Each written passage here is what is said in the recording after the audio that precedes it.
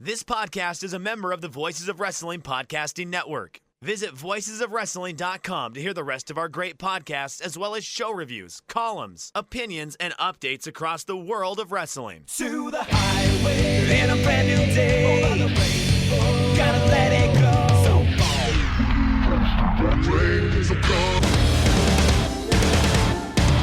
fast to finger down. Dance tonight together. Here everyone is singing.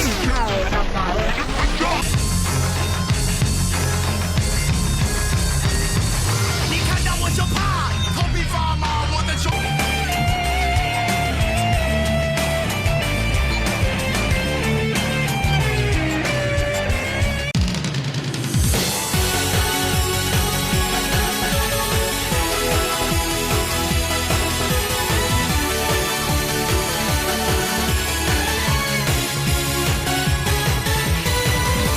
Welcome back to Open the Voice Gate, Rewind and Rewatch, episode 39, covering Revolt 2013 from the Pappy Pineda Dome in Huntington Park, California on January 26th, 2013.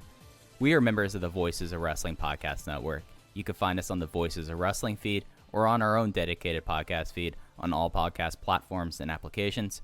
You can follow us on Twitter at Open Voice Gate. If you'd like to donate to the show, click the link in the show notes. It'll take you to our Red Circle website. You click the donate or sponsor the show button. It'll take you to a form. You can do a one-time or recurring donation. No obligation whatsoever, but I'd like to thank all of our previous donors. I'm one of your hosts. It's your old pal, Iron Mike Spears. Joined as always by my friend and co-host, Case Low. And Case, this is one where we're going to be talking about one of the, at least, Mike Spears canon apocryphal shows in DGUSA history tonight. And I don't know until last week you were aware that this is a very apocryphal show for me. How are you feeling tonight, and how are you feeling that you're about to hear the roots of a lot of just dumb stuff that happened to me before the show? I've been looking forward to this episode for a while. I don't know what your story is, and I'm excited to find out. I know years back at this point, just because we've known each other for so long now, before we were doing this Rewind and Rewatch series, this was a show that we've talked about because we had drastically differing opinions of at least one match on this show. And now that we've contextualized it a little bit more, I've been thinking, like, Dragon Gate USA has been on my mind this week, which is, you know, a gift and a curse. But I think about this time in the promotion because we're really, you know, close to the end, and this show specifically, I think, is just like one that I remembered getting the DVD for this show in probably March of 2014, and this show took place in January of 2013. I think I pre-ordered the DVD, and that's about when I got it.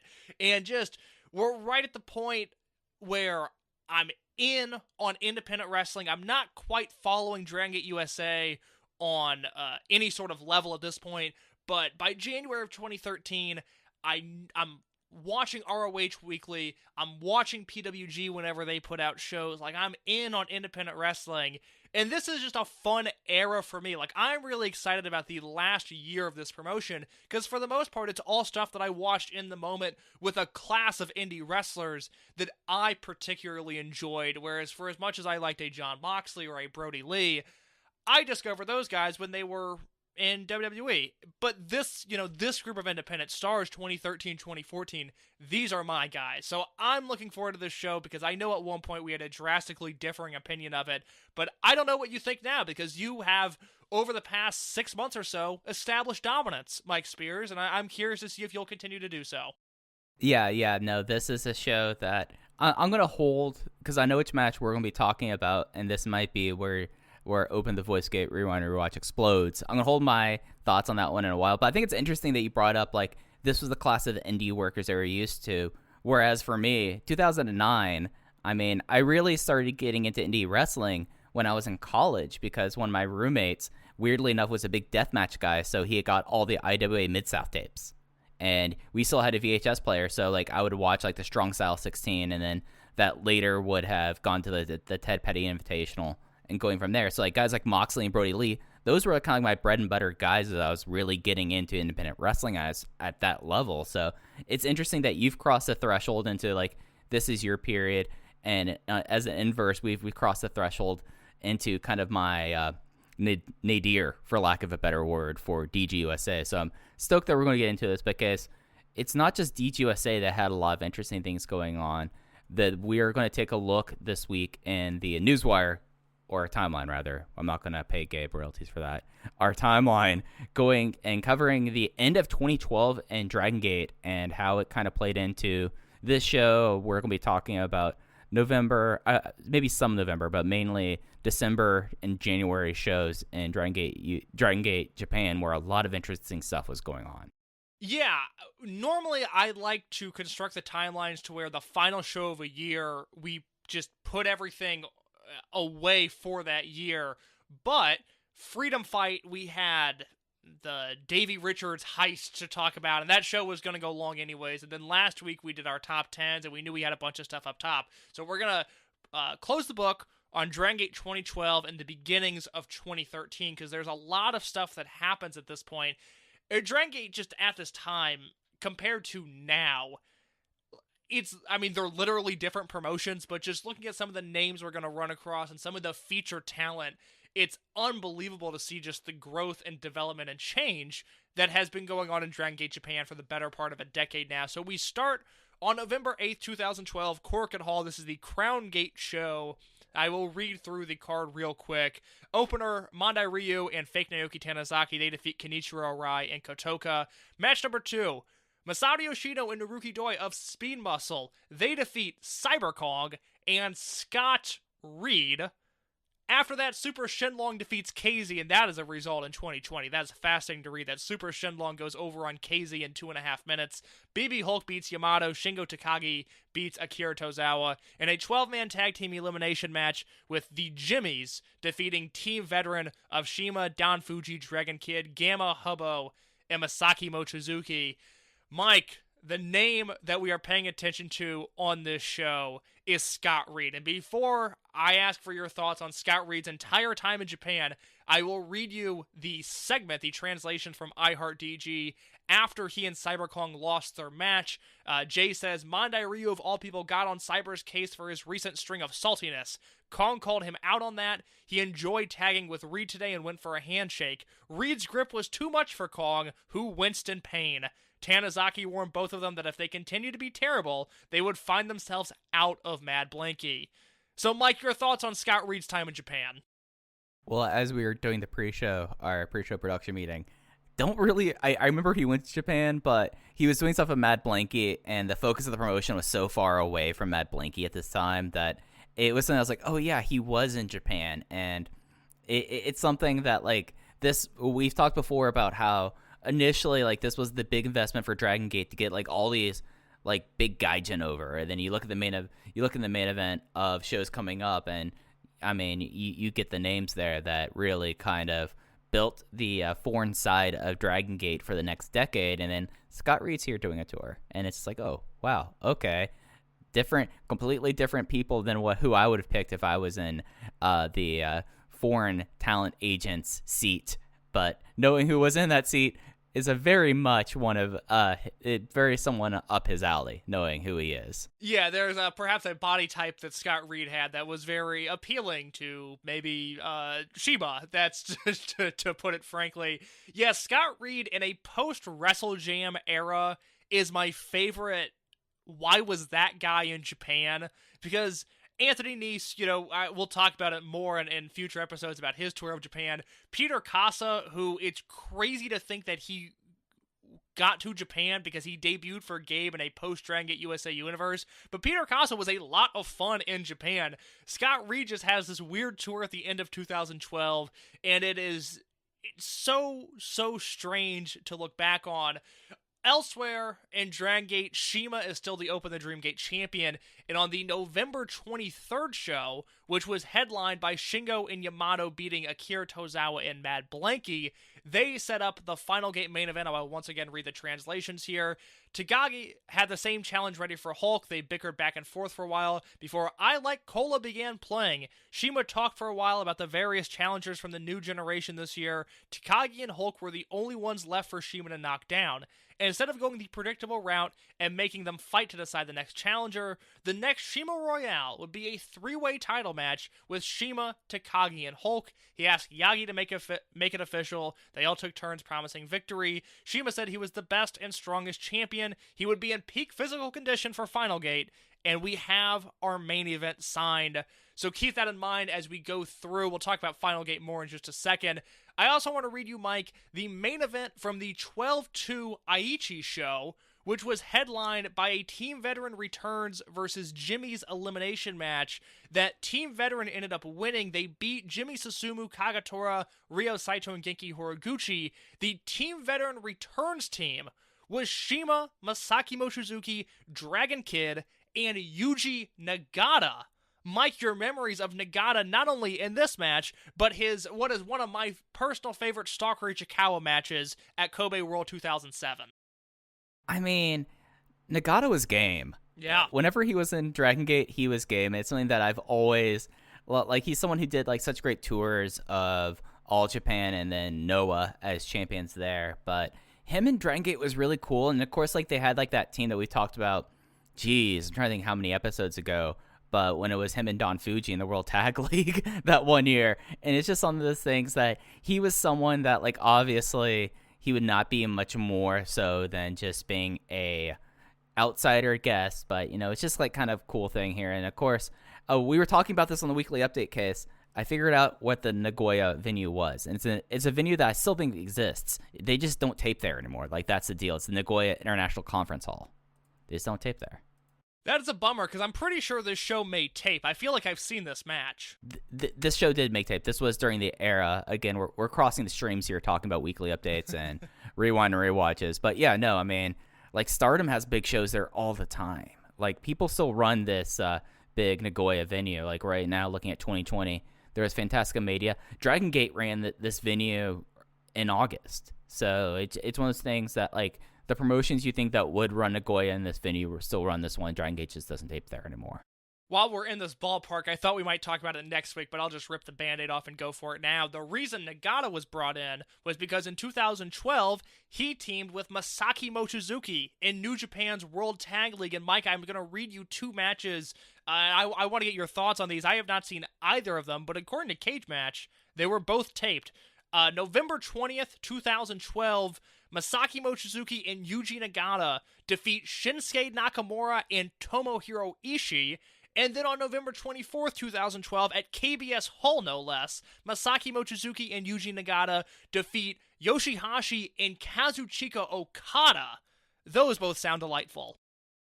Yeah, I'm going to go seek these out because I don't think I watched these either. But where was the Ishii Shinsuke match at? Tokyo Dome City Hall. Okay, well, Mochizuki is a Tokyo native. I was wondering if they were going to maybe try to do this. They weren't running World Hall that often back then. No, and not for a tag league show. That at least no, because the finals were in Aichi. How about that? So Aichi, well, there we lots go. of shine at the end of 2012. We also had a December Korakuen Hall show on December 6th. The big stuff from this show: a Falls Count Anywhere match with Jimmy Kanda, Don Fuji, and Yamato, where Kanda beat the two of them. Mad Blankey, Akira Tozawa, and fake Naoki Tanizaki, they beat Dragon Kid and Masaki Mochizuki. In your main event, World 1 International, Masaru Yoshino, Naruki Doi, Ricochet, and guest member CIMA, who dressed in the World 1 International colors, they beat the Jimmies of Horiguchi, Susumu, Naoki Tanizaki, Dolphin, and Ryo Saito. So an uneventful Korakuen Hall show there, but at the end of that show, we got Doi Darts, and that match took place on December 20th in Korakuen Hall. Mike, I'll read you this full card because I think there's some fun stuff on here. Opening match was Dragon Kid, Gamma, and Hubbo defeating Kagatora, Susumu, and Saito. Open the Owari Gate match. Kenichiro Arai defeats Kikutaru. Sachihoko Boy defeats Super Shenlong. Naruki Doi and Ricochet defeat Naoki Tanizaki and Super Shisa. I need to track down that match. Yeah, that match looks like I love the Die Fly team. Oh my god, So, so good. Masaki Mochizuki defeats Mondai Ryu. That somehow went 6 minutes and probably 5 minutes and 40 seconds too long. We talked about the peak of Mondai Ryu, though. Like, Mondai Ryu was a thing for a while before he kind of became what he is now. Like, I've talked about the Mondai Ryu cheering sections, but they were a huge thing. Like, Mondai Ryu was weirdly over. Weirdly over is a good way to put it. And then your semi-main event and your main event, Shingo and Yamato defeat Akira Tozawa and fake Naoki Tanizaki. And your Doi Darts match of 2012, Genki Horiguchi, Jimmy Kanda, Chihiro Tamanaga, Kness, and Scott Reid defeat Dr. Muscle, who was Don Fuji, BB Hulk, Cyber Kong, CIMA, and Masaru Yoshino. I have seen this match, but it has been a few years. What a fascinating collection of talent in one match. Well, I mean, I think this was the start of the streak where Kondo was basically in every single one that they started making a joke about how tired he was of being in these dumb matches. And yeah, like the rest of it, I mean, this is not a match where Doi had to add anyone else in there. I mean, geez, you got CIMA in the match, that's usually just fine right there. But then you also have Genki, you have Hulk, you have Yoshino, you have Don Muscle, as I just about to call him. I'm keeping that flub. Don Muscle. Like, that's just like a wild match. And, this is just like a time where things in Dragon Gate were very, very interesting. And it was kind of like this reformation period that would truly, like, really start reforming later in 2013. But it's kind of like you start seeing certain things pop up here and you're like, okay, I see how we got to where we were in 2013 from here. Yeah, so from there we go to Final Gate, December 23rd, 2012, Fukuoka International Center. This full card is another one that is fascinating to me. Opening match, Gamma, Hubbo, and Stalker Ichikawa defeat KZ, Mondai Ryu, and Scott Reid in 11 minutes. Kanda and Susumu beat Shisa and Sachihoko Boy. Open the Brave Gate title match, Dragon Kid retains over Jimmy Kagetora. Open the Twin Gate match, Don Fuji and Masaki Mochizuki retain over Cyber Kong and fake Naoki Tanizaki. And after the match, led by Mondai Ryu, Cyber Kong was exiled from Mad Blankey, which is stuff we'll talk about in just a minute. I had no recollection of that whatsoever. Final three matches here. Yamato beats Akira Tozawa. Open the Triangle Gate match. The Jimmies of Horiguchi, Naoki Tanizaki, and Ryo Saito retain over Yoshino, Doi, and Ricochet. In the main event, that three-way elimination match, CIMA retains over BB Hulk and Shingo Takagi. Mike, what are your memories of this show? Well, the big memory is the post-match thing in the main event. Yeah, let me read that real quick. I've got the translation right here. So this is from iHeartDG after the main event. CIMA called out all of his past challengers up to the ring. Pac obviously did not fly in just for this. He exchanged praise and handshakes with all of them. All had varying things to say, but most of them assured CIMA they would be coming for his head again at some point. Except for Cyber Kong. All he did was thank CIMA profusely for the handshake. It was beginning to snow outside in Fukuoka, so the closing speech would be brief. They would be back many times next year, so a simple thank you would suffice. Outside in the snow, CIMA spoke to the fans via megaphone. He once again praised his opponents tonight. He asked the fans what the best wrestling organization in the world was. Naturally, they replied, Dragon Gate. And Jay left out one of the big things that then CIMA started crowd surfing. This is true. And this footage, it's when Alan Forel was on the show for the Open the Ultimate Gate 2012 episode, we talked about that briefly. Alan brought it up.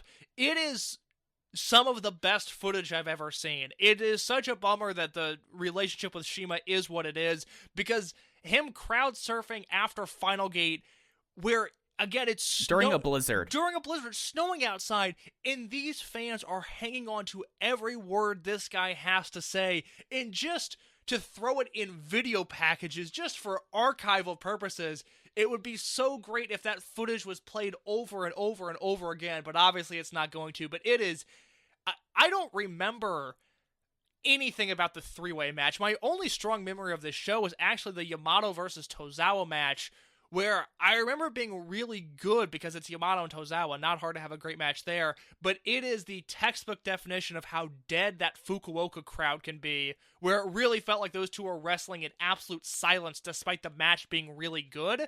But I don't have any recollection of that three-way. All I remember is Yamato versus Tozawa and then the aftermath, which is so awesome. Yeah, and if there was ever a world where CIMA comes back into Dragon Gate, if it's doing a lot of heavy lifting in that sentence, this footage will be played, because this is one of the cornerstone CIMA things. And this show overall, I remember it being mostly decent. Cyber Kong at that time, that Twin Gate match wasn't that great. Dragon Kid and Kagetora don't really have the chemistry you'd want. No, but, they don't. You would always expect those matches to be a little bit better. Right? Yeah. Like looking at the undercard, like we already hit on the big one, Yamato versus Tozawa, and basically wrestling in a freezer or clap crowd, like emphasis there, and then the rest of the show. I mean, this gives you a sense of how random the Scott Reid thing is. He's in the opener teaming with Mondai Ryu against Gamma and Sakura Chikawa. Yeah, it's truly bizarre because Uha Nation is coming back, and I think he returns to Japan in March of 2013. So the Scott Reid thing was, a trial run. They obviously, CIMA believed in him enough to where the scene went over on CIMA and Mochizuki in Hollywood, Florida for Heat 2012. Conley, no sight there. I really thought for a long time that Conley, Nice, and Beretta would go over as the Premier Athlete brand, and that never happened. So there was clearly some disconnect there with CIMA and Caleb Conley, but CIMA liked Scott Reid enough to at least give him a shot, and he's in the Doi Darts match, which I think is so funny, but there's nothing other than that. There's nothing really memorable that I've seen from his time in Japan. Yeah, it's just more when you look at the list of everyone who was from Dragon Gate USA over in Japan, he's one of the names that you kind of arch your eyebrow at. Like that's really that's as much as he really was a part of it, of the promotion. Like he was just there. It was kind of bizarre. CIMA thought he would look jacked, and that went a long way with CIMA when CIMA was doing talent scouting. So we got two more cards for you. We now move to January of 2013. This is a Cork and Hall show. Remember Cyber Kong, who was just challenging for the Twin Gate belt? Well, he is now in the opening match. Best 2 out of 3 falls open the Owari Gate match. Cyber Kong defeats Kikutaro. If I remember correctly, Cyber Kong starts doing stand-up comedy in this match, or at least his version of it, which is frightening to think about. KZ and Mondai Ryu, they then beat Cyber Kong and Stalker Ichikawa in 9 minutes and 52 seconds. Mr. Toyonoki Dolphin, he defeats Sachihoko Boy. Gamma and Hubbo, they defeat Kagetora and Susumu. Kness defeats Yamato. And Mike, this semi-main event result is right up your alley. Kenichiro Arai defeats Shingo Takagi in 14 minutes in a singles match. And then your main event, Tozawa, Hulk, and Fate Naoki Tanizaki, they beat the 3 teams of Yoshino Doi and Ricochet, Shima, Dragon Kid, and Mochizuki, and Horiguchi, Kanda, and Saito. I know I've seen the main event. That match is awesome. I don't remember anything else from this show, though. Kness versus Yamato was pretty solid. Kenichiro Arai, I love my main man, but 14 minutes of Shingo Takagi and Cork and Hall is too much. I am probably Kenichiro Arai's biggest Western fan, and I can even recognize, hey, that's a lot here. And I guess, the whole Cyber Kong thing, since we didn't really get too much into it, Cyber Kong, throughout his career, would always gravitate towards 2 people, Yamato and Shingo Takagi. And guess where he will end up very soon? With Yamato at least. Right, yes. Yeah, so after the main event, speaking of Cyber Kong, Mad Blankey kept up the attack on the Jimmies, prompting a save by Cyber Kong. He asked the Jimmies to allow him to team with them to take out Mad Blankey. Horiguchi agreed, to the shock of the audience. Both sides agreed to an 8-man tag next month, which we'll talk about at some point, but not during this timeline. Horiguchi even invited Kong to join in on the Jimmy's Train celebration, but he declined. He said he would not dance today because of his Road to Unit affiliation series, but he would gladly take part next month. So I want to include the Cyber Kong stuff in the notes because Scott Reid is kind of involved, but I also have no recollection of Cyber Kong being kicked out of Mad Blankey at some point, which is the storyline here. I mean, I guess they did this the exact same thing the year before with Blood Warriors, but reading this for the notes, this was all new information to me. He just is someone that, like, at least in that time period, this guy just constantly just bounced around the Dragon system and bounced around the units a ton. And that's why I said, like, he's usually tied by a cord to Yamato or Shingo Takagi. And I'm looking at this, so I'm not going to spoil what the result of the what the Cyber Kong unit decision, whatever it's called, but he's had 12 units. Jeez. And he's only been in Dragon Gate since 2007. He's had 12 units, and multiple of them are him rejoining the same unit. So we'll be getting to that as well. But I mean, it's just someone who's been mostly a heel or tweener, he bounces around a lot. But a lot of that, I mean, you look at 2007 through 2011, he starts off in Muscle Outlaws. He joins the Trueborns, a New Hazard. When they all turn heel on Hulk, he goes to Real Hazard. And then when Real Hazard kicks out Shingo with all of that, he goes to Shingo into Kamikaze. He turns in and then joins Blood Warriors. He's kicked out. He rejoins Blood Warriors. So I apologize. That's 13 times. And then he sticks with the Mad Blankey. So he's only really found stability like since he joined Mad Blankey later on in 2013. It's terrifying to think that he is still around and Shingo Takagi's nowhere to be found, but that's okay. I've made my peace with it. Mike, on January 20th at Osaka No. 2, CIMA defended the Dreamgate belt against Ryo Saito. Do you have any recollection of this match? Because I have not seen it. I don't have a strong enough recollection, really, to have a take on it. Like, this was something where, like, CIMA, after he did that big thing, it was kind of like the countdown of, okay, he's just addressed everyone. Who's going to be the one that takes the belt off him? And that's kind of like the big story, because with his retaining at Final Gate, that's one full calendar year. Like, Final Gate to Final Gate, he was as champion. And let me see, he still had a little bit longer for like the defense record, but it was one of those things that just like, like Who Can Stop the Kento became kind of like Who Could Stop the CIMA, and Ryo Saito was the challenger of the month there. I'd like to track this match down, because for those that haven't watched a lot of really early Dragon Gate, Saito is a main event player, like a 1A in 2005, and he and CIMA, that's kind of Saito's story the entire year, is Saito has the upper hand on CIMA and is able to beat CIMA clean in singles matches, and they always had good chemistry with one another. I'd like to track that down. Do you have any progress on where CIMA was at in terms of his defenses at this point? All right, so in this feud, he was already at... Let me scroll down and get to the start of it, just so I can run through each and every single one of them, because there were a lot of them. So he holds the title in total 574 days. He has not, at that point, crossed Naruki Doi's 449, which is like the other big thing is that this reign does. So he already has defeated Masato Yoshino and Bodymaker for Gated Destiny. He's already defeated Naruki Doi at Oya Gym. So two guys and their venues, by the way. That's worth saying. Yoshino, of course, being Osaka native, and then Naruki Doi is Mr. Oya City. Yamato at Corkin Hall, Tozawa at World 2012, Genki Horiguchi at Starlanes, the Cyber Kong match, and then he had Champion Gate against Pac, Starlanes again against Susumu. So this is already his defense number 7. He will have a lot of defenses throughout this year. Like, he has one basically once a month before he drops the title at Kobe World 2013. Like, it's something where a lot of the people who he faced before, he will face again, and there'll be one big one that never makes tape. It's the Ricochet match, right? The Ricochet match never made tape. Same with the Genki Horiguchi match. Never made tape. Devastating to think about. Well, speaking of title reigns, we've got one more to talk about, and that is on the January 27th Kobe Sambo Hall show. I'll talk about the stuff that's important. Masato Yoshino, Naruki Doi, and Ricochet, they defeat Shingo Takagi, Super Shenlong, and Yamato. That match just sounds good. Semi-main event, Don Fuji and Masaki Mochizuki retain the Twin Gate belts over Genki Horiguchi and Jimmy Kanda, and they set the record for most defenses in a single reign.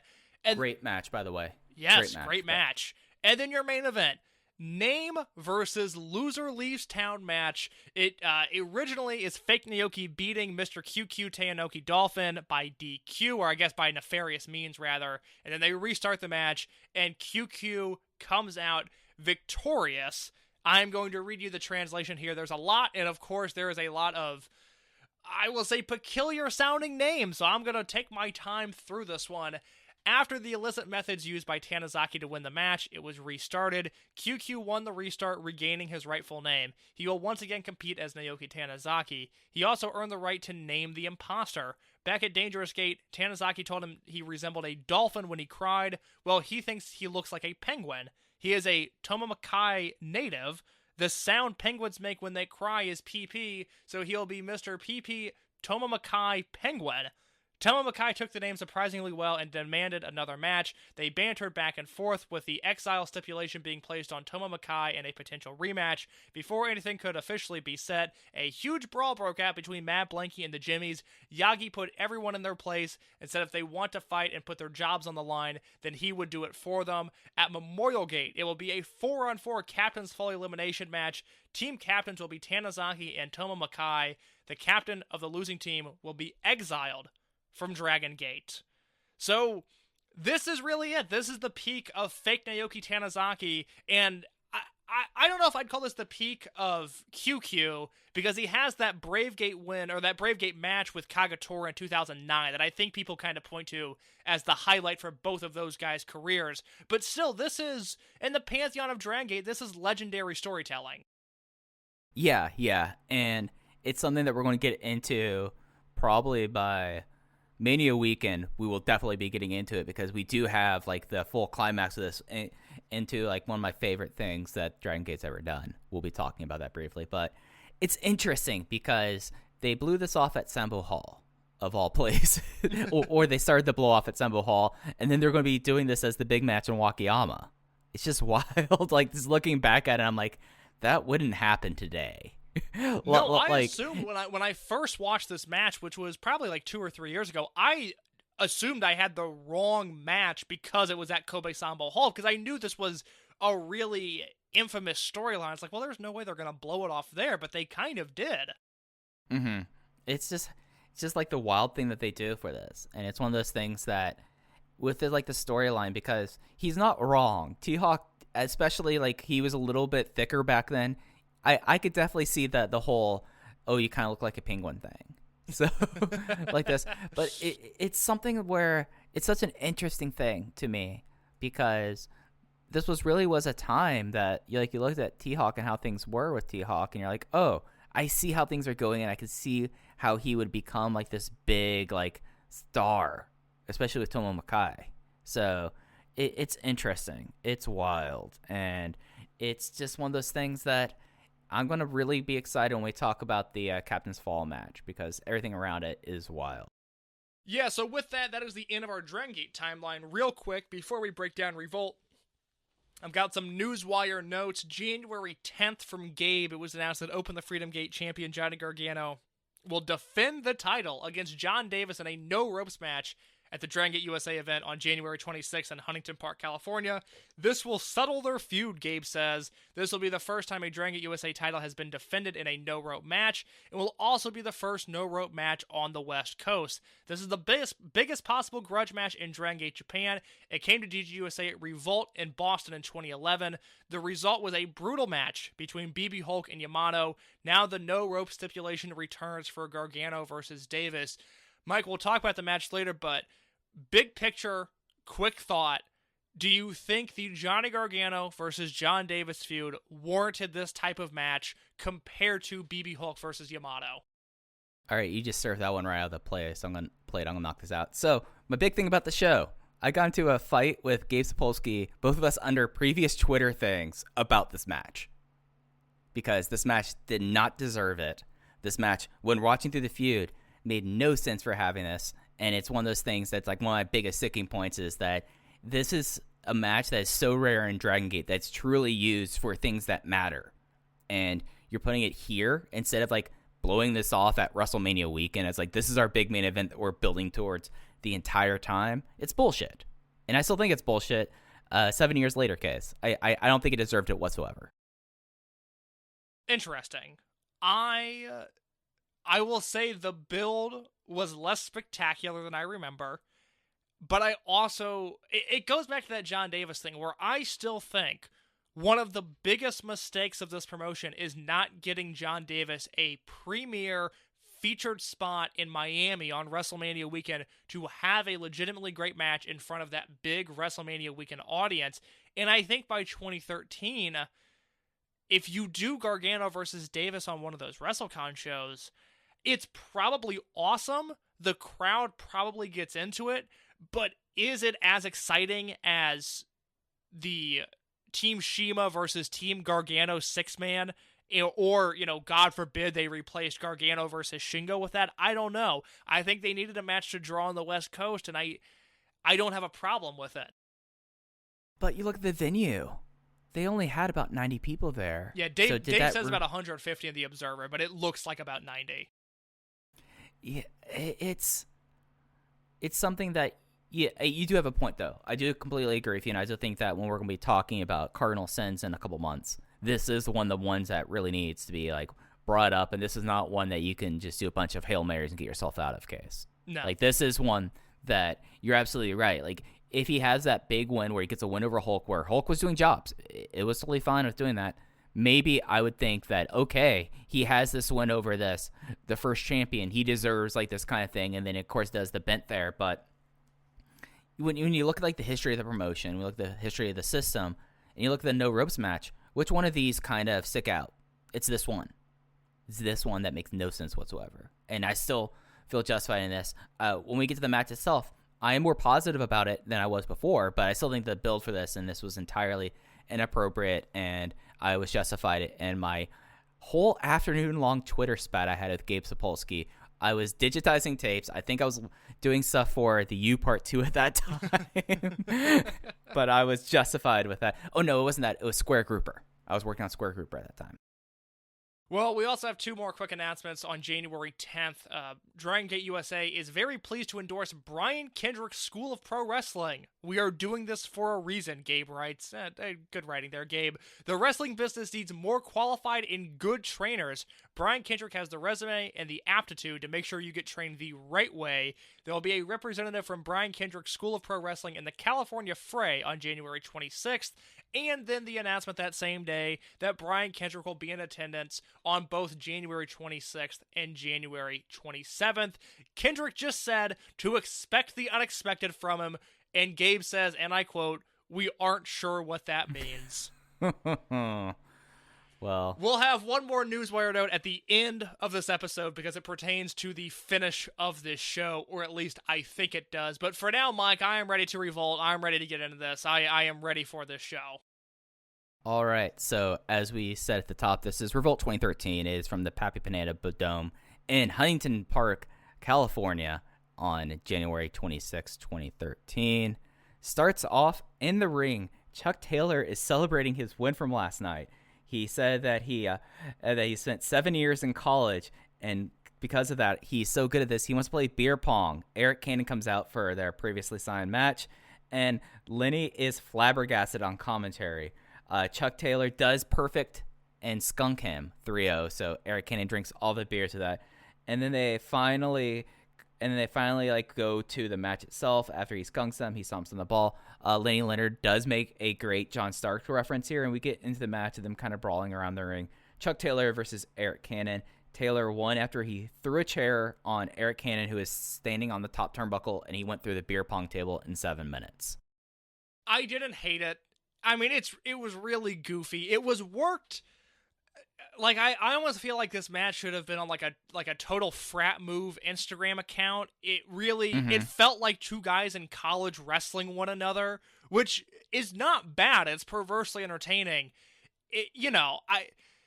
I think there are more things to get upset about in the scope of Dragon Gate USA than a nonsense opener between Chuck Taylor and Eric Cannon. I went 2.5 on it because it was perfectly fine.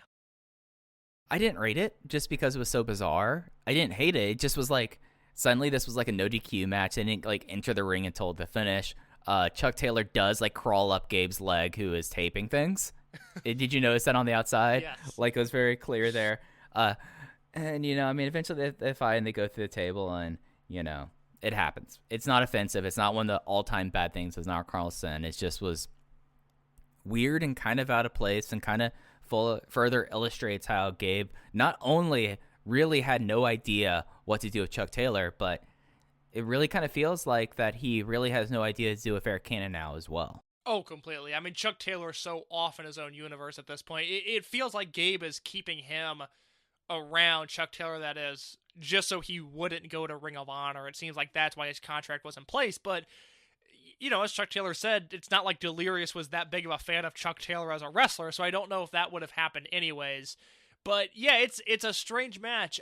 I will say, did you notice the production being any different on this show? Not necessarily talking about the microphone that did not work, which we will be talking about later, but do you feel like the camera they used on the floor was perhaps capturing different angles than normal?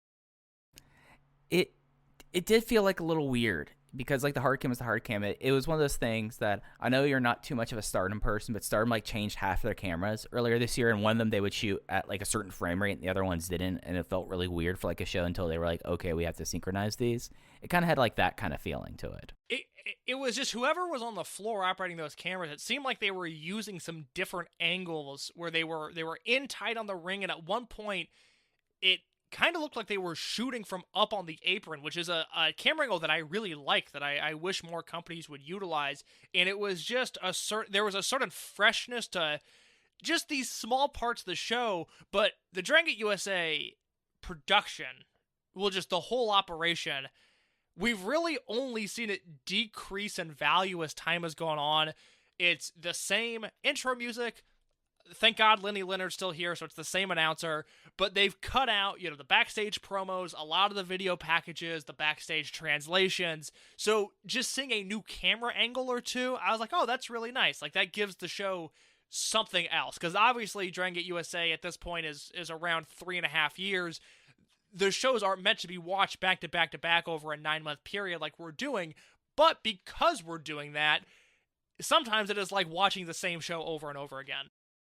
Yeah, this did really have a vibe of, I feel like that I've seen this a lot of times before. Sometimes it worked really well, but some of the times I'm like, oh, definitely have seen this before. Like, what is the deal with this?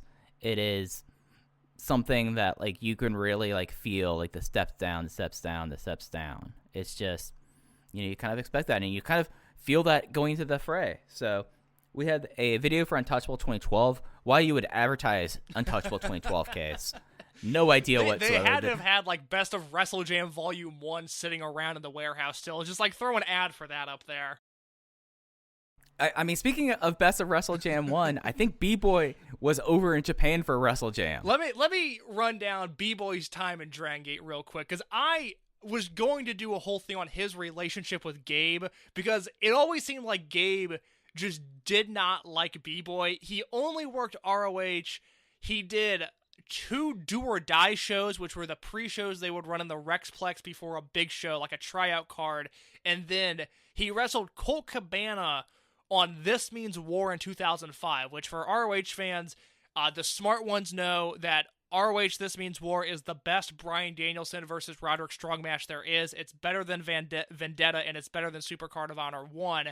But on that show, B-Boy wrestles Colt Cabana, because that is the feud where the Homicide Cabana feud really kicks off. So, but other than that, you know, Gabe had used him once in Dragon Gate USA. He was the dark match opponent for Jon Moxley on Moxley's debut in the promotion. It's funny that B-Boy comes back and now Brian Kendrick comes back, and it's, you know, 1 degree of separation from Jon Moxley. But B-Boy in Japan, he's got 5 matches, and I'll just read you the matches because they're all just fascinating to look at. B-Boy, Masato Yoshino, and Naruki Doi defeat CIMA, Jack Evans, and Roderick Strong. That match actually sounds super good. From there, we go to Differ Ariake, Dragon Kid, Magnum Tokyo, and Ryo Saito defeat B-Boy, Chris Bosch, and Naoki Tanizaki. There's a 3-way elimination match at the Yokohama Red Brick Warehouse, a venue I really miss. BB Hulk and CIMA defeat B-Boy and Chris Bosch, and Austin Aries and Matt Sydal. Do Fixer of Dragon Kid, Magnum Tokyo, and BB Hulk. They beat B-Boy, Jimmy Rave, and Masato Yoshino in a 6-man. And finally in Korakuen Hall, Kenichiro Rai and Masaki Mochizuki, they defeat B-Boy and Chris Bosch. So that is B-Boy's time in Japan.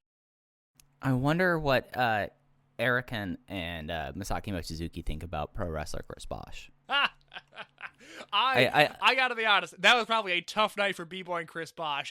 Their chest cavities were probably caved in by a few kicks. I mean, Chris Bosch's tour in Dragon Gate is one of those like confounding things, you know? I you would just argue like look Chris at Bosch is one of those confounding things. An act that I haven't watched in a long time, but I know it does not hold up. No, sir, does not hold up whatsoever. And I don't think that makes him a bad dude, but I just know through 2020 eyes, you probably do not want to consume Chris Bosch content. Yeah, no, like that's something that dog just won't hunt. That dog, like, you just can't do that. So That's a lot of the Chris Bosch act. Is like, yeah, you just can't do that. And it's not just on television. You just can't do that. Yeah, no, just in general. All right. So speaking of B-Boy, let's get into this fray. So we had 8 people in this fray. I'm going to run down the eliminations and the entrance first before we get into the match itself. Start off with Ray, Rojas, and B-Boy. Johnny Yuma comes in, then Johnny Goodtime. B-Boy eliminates Rosas with a air raid crash. Goodtime and Yuna defeat B-Boy with a DVD of Yuna off the top rope. Do you remember what that Rockness Monsters call that case? No, I don't. Well, after that, Drake Younger came in, then Brian Cage with all the scene. Younger defeated Yuna with a Drake's Landing. Cage then eliminated Goodtime with an Inside Out slam. Famous B came in, and then Drake Younger defeated Famous B with a Drake's Landing. And then Brian Kendrick came out with 2 of his students, stains on his apron forever while Younger and Cage fight. And then Younger eliminated Cage with a mousetrap. Then in the aftermath, Brian Kendrick enters the ring. He shuns his students and uses them as a distraction, and then hits a slice bread number 2 to win the fray. So there's a lot going on here. I want to talk about Drake for a second because, you know, I just feel like it's worth talking about. And we record these shows a little bit in advance. I'm sure by the time this show comes out, Drake Younger will be the main character on Twitter once again. I know that's going to happen. Undoubtedly. Here's the thing about Drake, and I'll preface this with, obviously, whatever Drake's doing is wrong. I disagree 1,000% with everything he claims to believe right now. It's awful to see. But that's the thing. It is awful to see because, one, at this point, I don't know how it was for you, Mike, and I don't know how connected you were to PWG at this time, but I am just getting into PWG. I don't know CZW Drake Younger. I don't know IWA Mid-South Drake Younger. All I know is PWG Drake Younger. And this dude was like a god in Reseda. He was really the closest thing they've had since Akira Tozawa left to a guy that they could point to and go, you know, PWG's the all-star show, but that is our guy. I had a Drake Younger t-shirt I bought from Pro Wrestling Tees. When Drake got signed to NXT, it was like a win for everybody. They were all elated. It was this great thing to see that this guy had figured out his life, had gotten his job with WWE, and not as a wrestler, doesn't have to take bumps anymore. It was so great to see. And I'm not trying to preserve this guy's image. I'm not trying to do any damage control for him, but I think of this show as some sort of a historical artifact, and it's important to remember that before Drake was running rampant on Parler, that he was a real feel-good story, and I think that's part of the reason that, at least as of the time we're recording, he's still employed with WWE, because I know for a fact there are guys in that company that are rooting for this dude to get out of the cult that he's in. I don't, in 2012, dude probably checked the box for Mitt Romney, okay? I don't think Drake Younger was ever a beacon of a progressive vision, but it is such a bummer to see what has happened, because for so long, he was such a triumph and a victory, and I really liked his in-ring work, and it just so happened that, by the time he became a good wrestler, he was out on the West Coast and nobody was willing to fly him in. But the other thing that I started to think about was the Drake situation has escalated so much even as we've been doing this show, because Drake's on the first-year anniversary show. Maybe I talked about it then, but I don't feel like I had to preface a lot of my Drake thoughts before I gave them, but looking forward to recording the show, I was like, man, I want to talk about Drake, but I feel like there's a generation of fans that don't know the Drake Younger story. They just know Drake Warts on Parler, and that is a bummer to me. Yeah. I mean, it's something that we did not have to do the whole this person's a terrible person, like X, Y, and Z. No, we get it, and they know where we stand. It's everybody understands. And it's one of those things that going through this time, like I never was a big CZW fan. I would watch IWA Mid-South intermittently, but it was one of those things that there are people within wrestling who think that Drake moving to California and conquering his substance abuse issues, I think that's open case, right? Yes, no, that's accurate, and that's out there. That's accurate out there, that he might not be alive right now. Like, it was like in a situation that he moved out of the Midwest, he moved out of Indianapolis and moved to California. I think he met his wife, and he got clean. And it was one of those things, he got clean and got himself into shape where he would not have been hired at any time if it wasn't for what he did out on the West Coast. And him and PWG, like it got to a point where like after like Tozawa left and there wasn't as much Dragon Gate people, that I still watch PWG, and I still like, it's one of those things that I still did aggressively through that time. I just did not necessarily like keep up on much, but Drake Younger and Rosita was one of the adopted guys. You're dead on about that. Like, he was someone that everyone was like, do you know what Drake Younger's doing now in PWG? Like, that was the thing that was said about him. So like him coming out here and like looking at this, like he was a guy that got clean, he got in incredibly good shape. He looked so good. He was ripped at this point. Yeah, so like it was like a thing about this, especially considering how bad his DGUSA thing, like the fact that he came back at this time in 2013 eyes was like a big awesome thing. And there's like, it's just one of those weird things that like over like the last, like as you said, like I have no doubt that as soon as this guy became politically engaged, it was not necessarily a good thing for like his viewpoints at least, but it just was something that he's such like a interesting and weird topic, you know. Oh, I mean, look, I'm rooting for the guy. I want him to figure it out because there's ultimately, you know, a good enough person in there. He really, you know, acts like he's a member of a cult right now, and it's just a bummer. If it was anybody else, I probably wouldn't be as empathetic. I'd probably just tell him to fuck off. But I know Drake's story, and I care about Drake's story, and it's just it sucks to see what's become of him, and I hope that he can right that wrong in some possible way. Mike, if you don't have any more thoughts on Drake, I would love to know your thoughts on the finish of this match.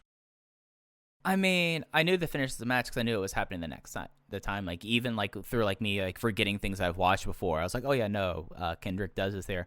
Really kind of drawn out, really kind of convoluted. It worked, and especially with the promo at the end of the show, it worked. But like, this match wasn't good beforehand, and adding Brian Kendrick to it did not make it much better. Like, the sad thing is we spent like 3 minutes talking about Drake Younger, undoubtedly the best part of this match. Oh god, undoubtedly. Because even Brian Cage doesn't add a ton to this match, and no, you know, Famous B I always liked as an undercard hand. B-Boy, I talked about his relationship with Gabe earlier.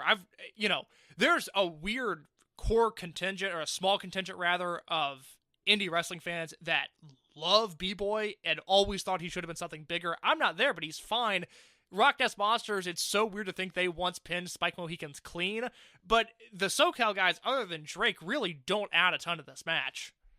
No, not at all. I went 1 3/4. Okay, like, well, I'm not that low. I'm at 2.5 there, so back-to-back 2.5 stars for me. I will say about the finish, it took too long to get to, but my God, was I into it by the time it happened. Like, it is so Brian Kendrick, where it's a good idea in theory, and probably a little bit poorly executed, which is kind of the Brian Kendrick story.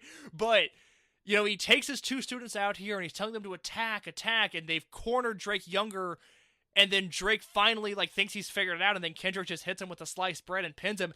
It's an awesome finish, and it got me into this Gargano versus Kendrick match that we'll talk about next week on a show that I've never seen. I have a feeling 2013 Brian Kendrick probably not going to like the match that much, but the journey to take us there, I really enjoyed. It just, the angle could have been condensed by about 2 minutes. Right. Then we went backstage. It was the Book It cam, and we've had my moment where I was like burying this match. I think that Johnny did a great job here in this. So it's Gabe with Johnny, and Johnny is trying to grapple with the idea that he's going to have a match with no ropes, and he talks about like, hey, I put up a bunch of rings in my time, and you all might not know this, but the ring ropes actually help soften the mat because of where all the stress is going there, because the ring ropes like help distribute that. That's not going to be there now. Now the only thing that's like bracing it there is going to be just like the crossbeam and the cable underneath the ring, this is going to be really tough for me. And then for like a 1 minute segment, I thought this was like an awesome thing that if they did more stuff like this, I would have been more into it, like them building up the brutality of this feud rather than this is Dragon Gate's biggest match blowing off biggest feud. It's like Gargano in like a minute got this whole entire concept over that I was buying into it.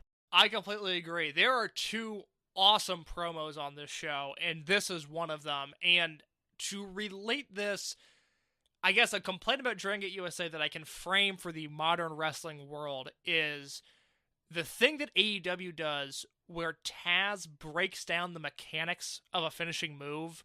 That promo package thing that they do, that's my favorite thing in wrestling, unironically. I have waited for my entire life for segments like that to be implemented into wrestling, almost basically a sports science type deal, but just the thought and the care that goes into why these guys are doing moves. And it seems like Dragon Gate USA, specifically, with this match and with all the other stipulations, they missed the chance to go deeper than the surface level on what these matches were, why these feuds were happening. And that Gargano promo, exactly, it got to the core of the issue, and he put over this match in a way that I'm not a wrestler. I never considered what Gargano was talking about before. It was just a great promo that just showed thought and care, and I greatly, greatly missed that in a lot of contemporary wrestling. And a match that has greatly, like I had a whole lot of like thoughts into, that they put some care into this. So the next match is Rich Swann versus Eita. Rich Swann wins in 15 minutes and 48 seconds with a handspring into the corkscrew splash, defeating Eita. If this match, like, I think that's like my one big takeaway from like this big show is if they take away like 2 or 3 minutes, like in each match, their star ratings in this would go much higher. Case, what were you on this match? Because I adored this one. I was at 3.5 here. Okay, so we're same page, 3.5. If they would have cut like 4 minutes out of this, or like 3 minutes out of this, made this like a tight 12 to 13 minute match, I would have probably gone 4 stars on it. Yeah, well, it starts really slow, and there's a moment early on where Swann is going for some sort of tombstone move where he's got Eita in that position, and he drops him, and it just, it takes them, all things considered, Eita being this young into his career, they recovered in a nice amount of time, but it still, it took them a second, and the crowd could tell they messed up, and I think if you just cut out that early portion of the match, you're borderlining on a great match at that point. What is so interesting here, at least to me, is that you put Rich Swann and Eita in a match and you expect it to be something, and I don't feel like this match was what most people would expect. This was a match that was kind of built around the power of Eita and the chops that he was lighting up Rich Swann with, and as I've continued to say throughout the series, Rich Swann is a sneaky great brawler. And he showed it here because he was striking with Eita. He was working this really stiff, sort of violent, hard-hitting style of match. And I love this because it is what Swann does so well. Swann is so adaptable. And this is the era of Rich Swann. For the remainder of Dragon Gate USA, he doesn't have the match quality output to put him up there with the very best in the world. But if you want to talk about a guy who I think has all of the skills, Rich Swann is like a top 10 guy around this time in wrestling where you can put him in any environment and the dude delivers. He is so good at this match. I love Rich Swann. I love him in this era in particular. And I thought he and Eita had such an enjoyable and a different kind of match than what you would expect from seeing these two names on paper. Yeah, this was an absolute cracker of a match. It's just exactly what you kind of wanted to see. Eita gets like his big youngster standout match that you knew that Gabe being Gabe. The one thing I always say is he knew as soon as what he saw with Tozawa was like, all right, I'm going to put him in these matches. That will really, at least for here, you can see like the growth here. This was like the Eita growth match, like the steps up. Like I'm not gonna flip through my notes because remember, like he really didn't know what to do with Tozawa for about 3 months until he was like, oh, the crowd loves this guy. I need to like build this up into something. This is like the match that you would have at the start of that, and it was so good with the way that Eita was able to kind of try to get out of every situation with the chops. There was this really fun bit where they were doing this brutal, like elevated cloverleaf where Swann had his foot on his head that just looked nasty. And then And then later they were going onto the stage because apparently there was no DQ or no countouts at all during the show. Like, did you notice, like, the people were brawling on the outside for a long time on this showcase? Countouts are overrated. We don't need them in wrestling. But the nice thing about this is they went over to the stage, and Ada does this tornado DDT on the stage that Ada sells like death. That Rich Swann sells like death that Ada does. It looked real awesome. This rocked. You were talking about production things earlier, and I had this note here that I was going to save for here. So Ada had whatever theme music he was using on his excursion. It's a bop. It really kind of like fits like thing. I like it a lot.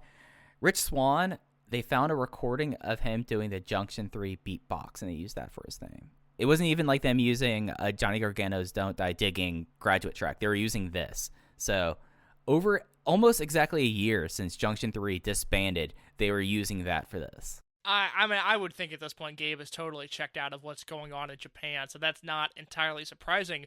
What is a bummer is that just looking at Eita's excursion, where he was stationed, and the optics of PWG at the time, it really seems like we should have gotten Eita and PWG at some point, and specifically, if you look at their most recent show, which we'll talk about more next week for a multitude of reasons, DDT4 2013, I'm not going to pick on B-Boy, but there's a singles match on that show between Willie Mack and B-Boy, and I just think, man, if you just could have put Eita in that spot instead, we could have gotten a 2013 Eita versus Willie Mack match, and that sounds awesome. And you know those chops would have gotten over in Reseda. That would have been such a banger. Oh, man. Sliding Doors, the story of DGUSA. Sliding Doors. Dragon USA, this should have been better. This should have been better. Yeah. After the match, Swann puts over Ada big. Then he talks about California wanting to party, and he blows out the speaker.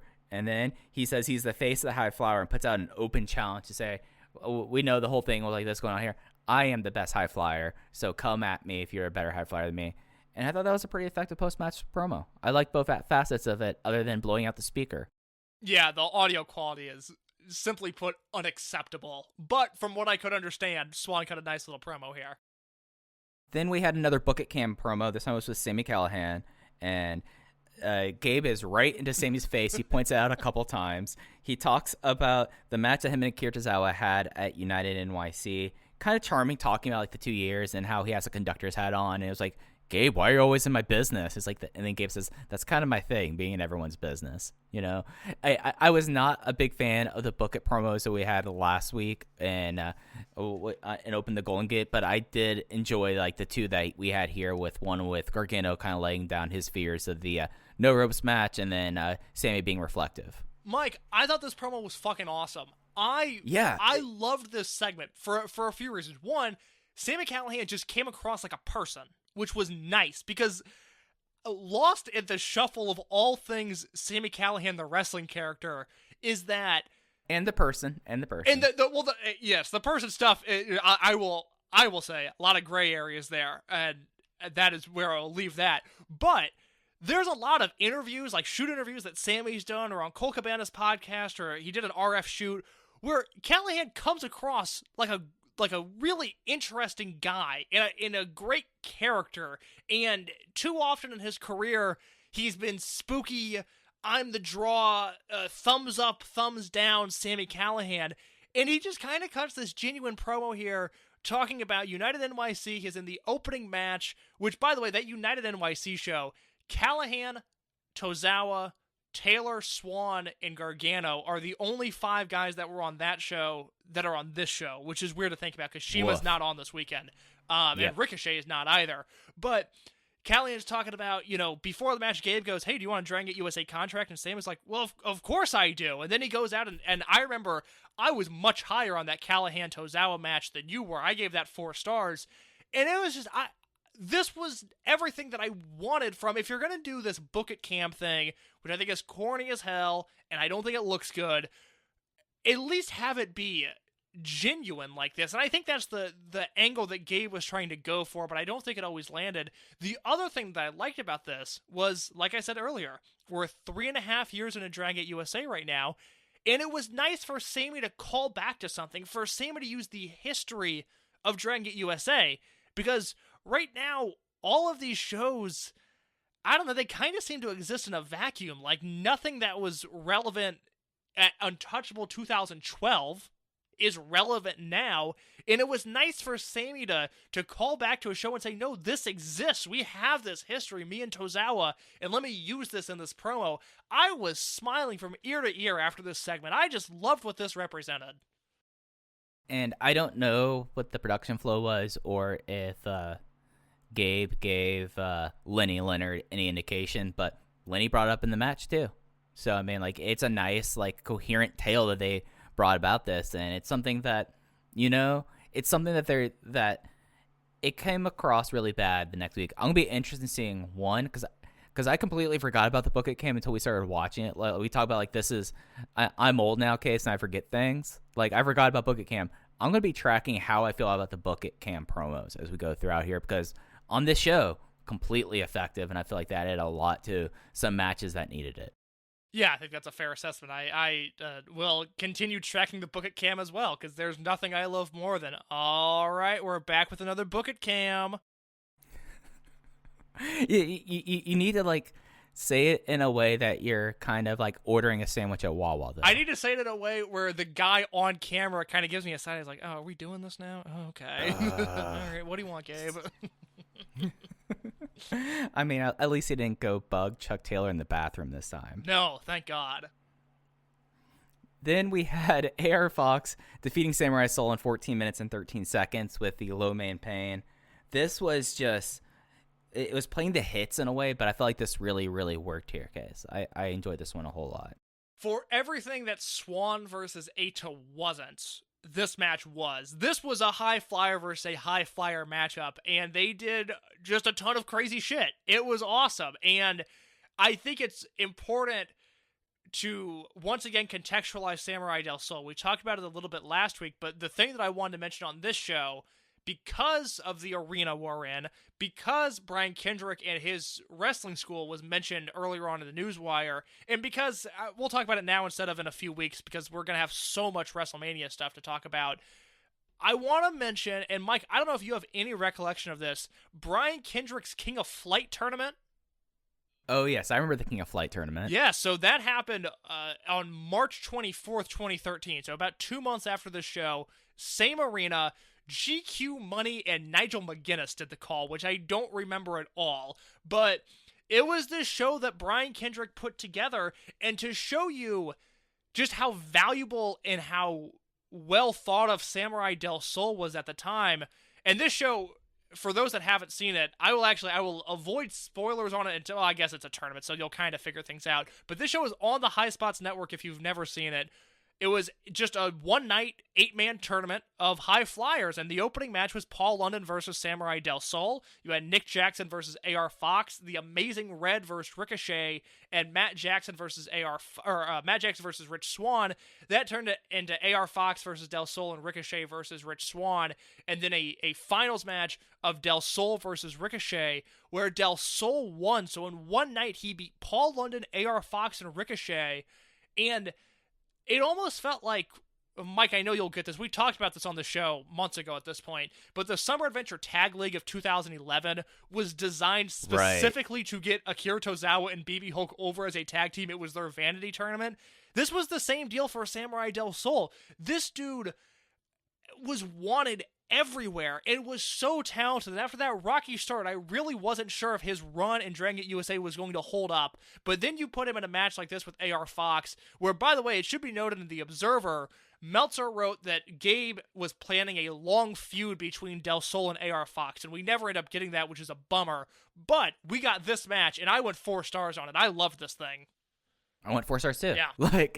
Like straight up, like this is guys playing the hits, but playing them in such an effective manner. One thing that I noticed in this match that you don't really see a lot outside of Mexico, we need more people doing tornillos. We need more corkscrews because it looks sick. Because Samurai del Sol did like 4 different variants of a tornillo in this match, and I was hyped for every single one of them. And it's just remarkable how smooth, after all the jitters were underway with Samurai del Sol, that he was in this match. Because imagine this match happening right after Heat 2012. It would have been a disaster, if any indication. He grew a lot over the the 8 months since then. And it's just like there was like this really tight evade that Del Sol did of the first low main pain attempt that was just like him bending backwards. And of course, like the Matrix spot now is way overdone, but it worked in this instant here because especially with how the low main pain operates, that's the idea of Air Fox gets you on the rebound with it. So if you bend backwards out of the way, he's not able to hook your arm to fall back. So I'm doing my own Taz breakdown to low main pain here right now. No, but that was a spot that I had down in my notes. I had never seen Fox take a bump like that off of a missed low main pain. It looked really good.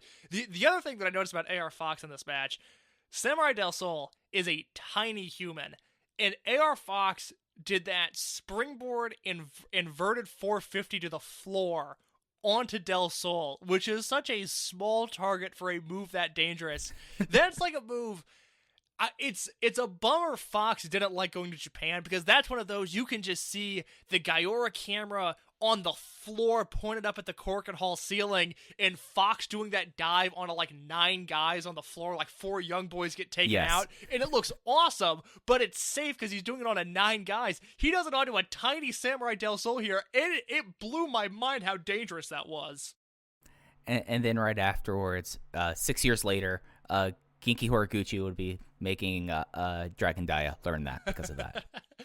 and AR Fox, I love this guy so much. You know, there was a point in time where Ricochet was struggling wrestling other high flyers, and he quickly got it figured out because he ended up, wrestling Kota Ibushi and going on the Super Juniors run. But there was a point in time where Ricochet needed a base and needed just someone bigger than him to bounce off of, and that is a problem that a lot of small guys run into.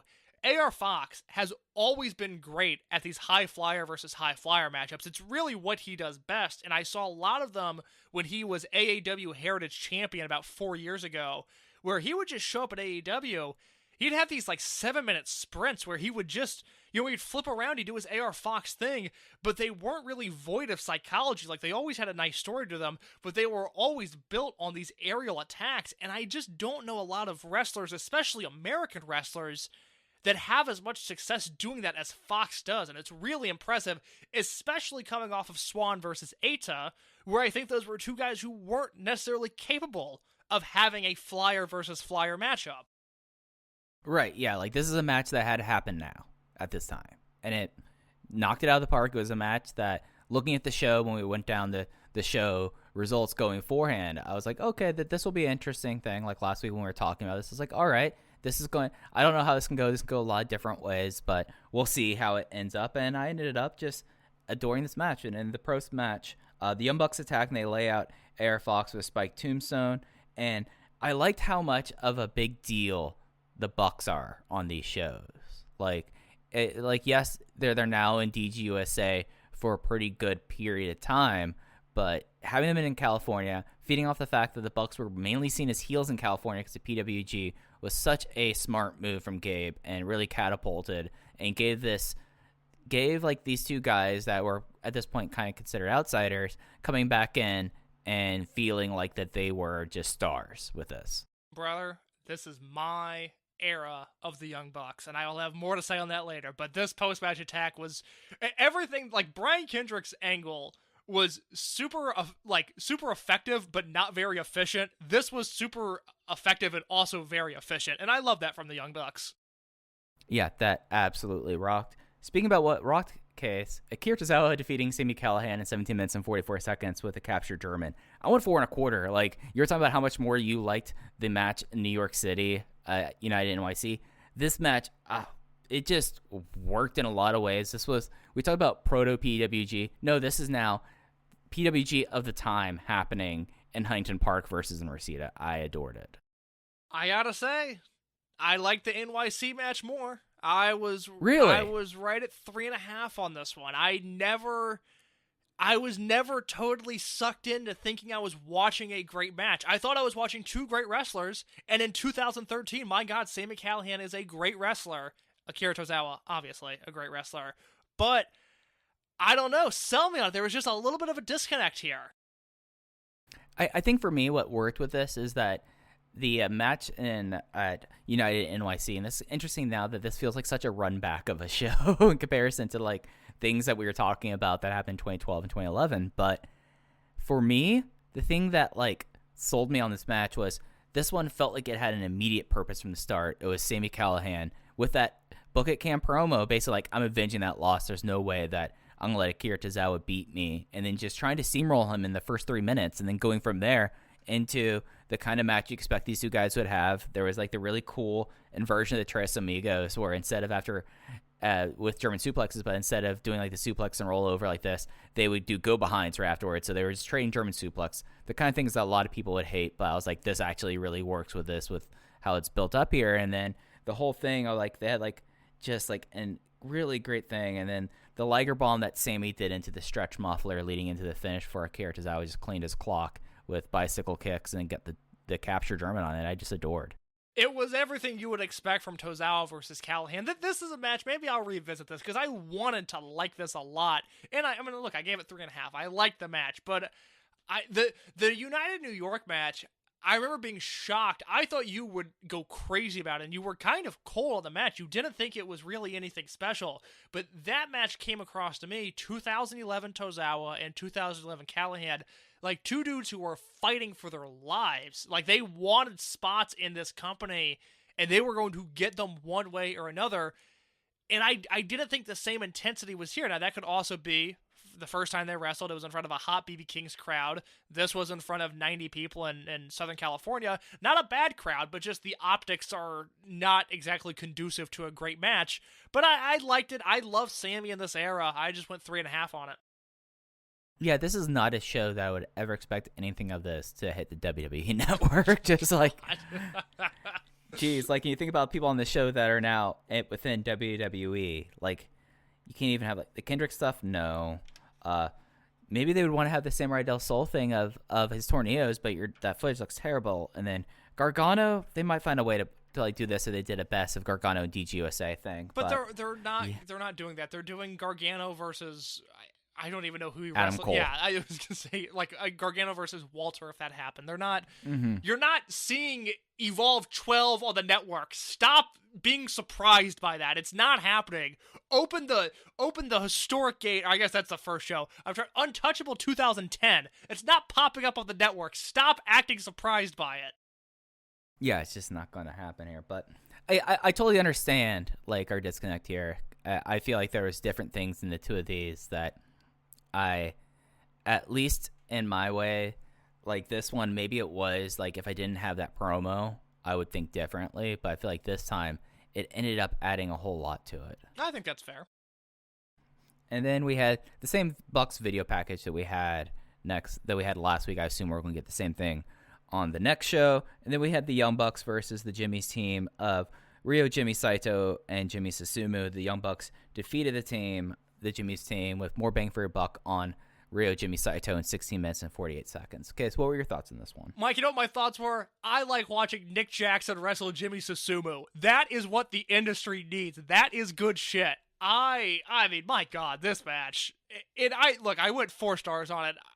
It's the Young Bucks and the Jimmys. And this is the era of the Young Bucks where you got to remember, they're not even in New Japan at this point. They are They're like Chikara guys, if anything. They're out of Ring of Honor. They're just starting with Dragon Gate USA. And then obviously their PWG is their home promotion. But they're nothing at this point. They're like a bust in the NBA draft, considering the war between Ring of Honor and Dragon Gate USA and TNA 3 years ago. At this time, exactly 3 years ago. That's like a lottery pick just becoming nothing. And then obviously they revitalized their careers off the backs of this Dragon Gate USA run. But this is my era for the Young Bucks, where I just don't think they can do any wrong because they're now close to a decade into the industry. Like their minds are incredibly cerebral, incredibly calculated, but they don't have those road miles on them. They don't have those New Japan house show bumps to their bump card. They just do whatever they want. They go crazy. And oh my God, I love it so much.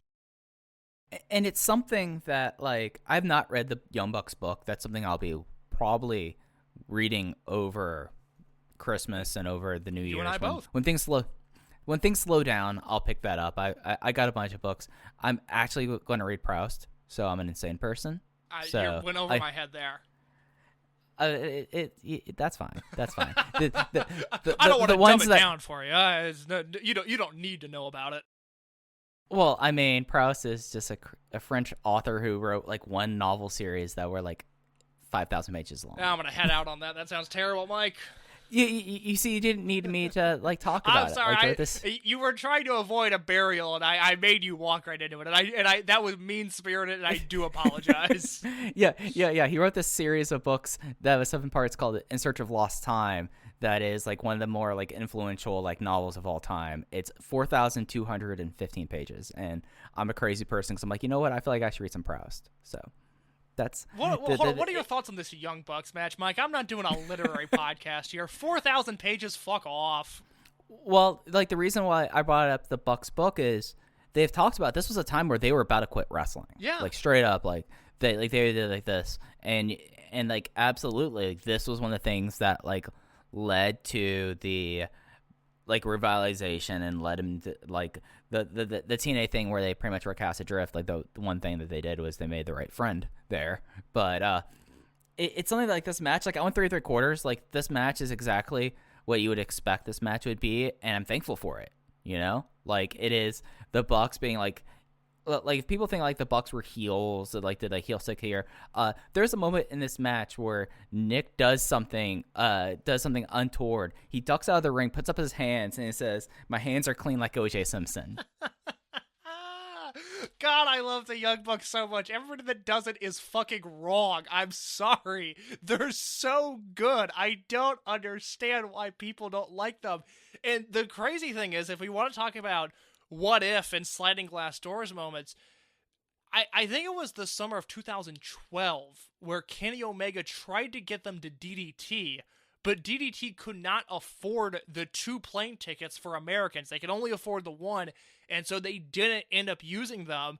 Which that changes wrestling if the Young Bucks go to DDT. It literally, everything we know about wrestling now does not happen if that happens. Right. But the other alternative reality is, what if the Bucks go back to Dragon Gate and we're, 3 months away from WrestleMania weekend 2013 is when the first Kevin Steen show with the Young Bucks interview is filmed. I think I've watched that probably a dozen times at this point, which is super embarrassing to admit. But they've talked about how working in Dragon Gate USA, once they left Dragon Gate USA the first time, like, they were cool with each other, like they got along, but it wasn't the same, and they felt that tension. So they probably weren't ever going to be in a position where they were going to be brought back to Japan.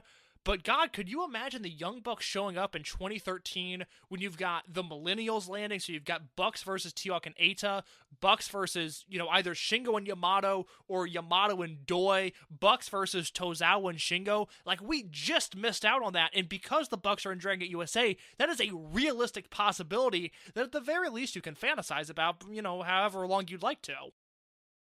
Yeah, and they still had the chemistry. That's like the wild thing. Oh, like God, it wasn't like they were like Susumu and Nick just went at it. Like there was like this tremendous near fall on a Shining Wizard that Nick does kind of just as like a flow move going into like a bigger spot that like looked brutal and just looked awesome in that. And it's just one of those things that you look at the Bucks and you look at what happened with their career and how things really changed for them. Like I think if anything, this series of matches like instilled the confidence that they always had in themselves returning to DGUSA and being treated like stars. And I think part of that is that Gabe had the foresight to like, oh, we're going to California, we're booking the Young Bucks. Like they're not fly-ins now, they're free and clear. We're going to do this and we're going to build towards WrestleCon. And then signing them to a deal, and they become the focal point. I mean, you'll talk about it when we talk about the Evolve shows, but they're headlining Evolve shows at one point. I guess we do get the Bucks versus T-Hawk and Eita, but it happens in